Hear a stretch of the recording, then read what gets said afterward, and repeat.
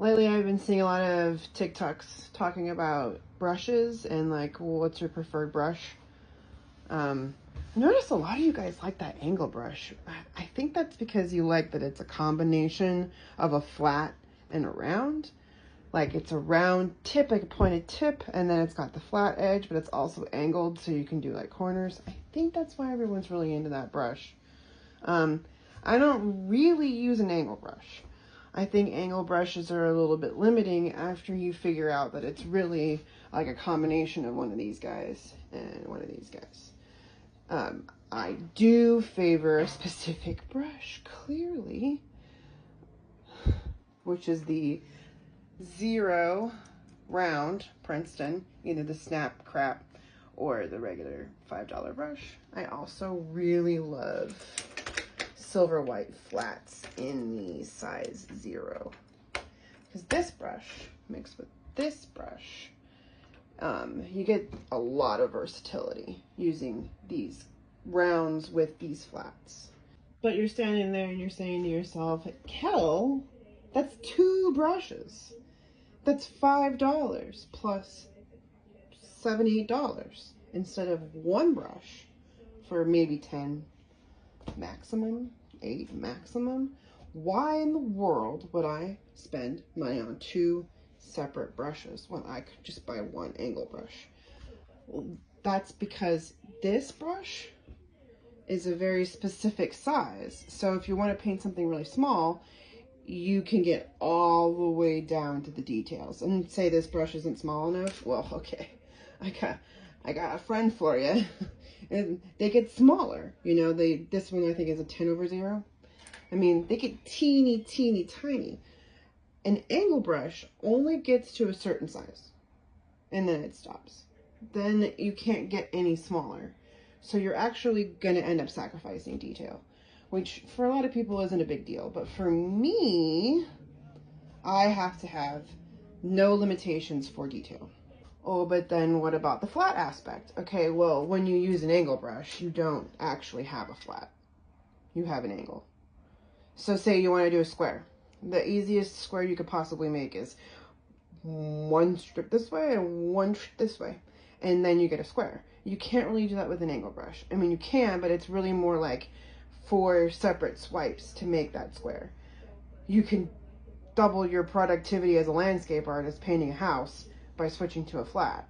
It also makes bricks, which I love that part. When you're a watercolor person like myself, this little guy right here, I always end up getting kind of screwed over because I live in a small area and they only have the stupid chubbies, and I hate the chubbies.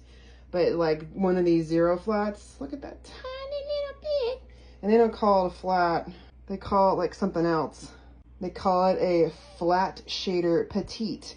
But it's just like a teeny tiny flat. And when you work in watercolor, this is like the best for bricks and shingles. I promise you will be so happy. And there's also brush stroke. So when you do flats and when you do rounds, you're basically making sure that your brush stroke is very specific. It's more about control with your brush stroke. So when I did this one here, I used a flat. And when I did this one here, I used a round. And then a flat and a round. And if you look really closely, you can see that there's not much sketch to my brush stroke. The brush stroke is really, it's a little bit harder to see. This part's not done. My daughter is also playing something very loudly and obnoxiously.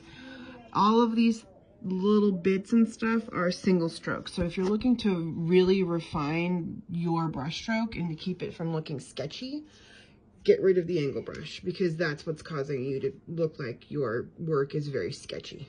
So I don't do angles, I do flats and I do rounds. I'm not saying that you have to switch from your angle brush that you love, that you've been using since 4th grade, even though you're a 30-year-old person. You don't have to switch. That's not the game I'm playing with you. What I'm trying to tell you is if you want more versatility in your details, if you want to be able to do more things faster, it's better for you to wean yourself off of the flat or off of the angle brush and get yourself a flat and a round and see what can be done. Also, long handles serve a different purpose than short handles. Long handle, a little bit less control. So if you want something to look like if you're doing hair, or if you want to be able to use a lot of wrist action, long handle. So for swippy natural curves, long handle. Short handle, control. You're using it like you use a pencil. Control. You're using it up here. That's why it's got that little right there. It's because you're going to use it like a pencil. Just in case you were wondering. Anyway, so these are my brushes. This is my bagel. Because breakfast. All right. I love you guys. Bye.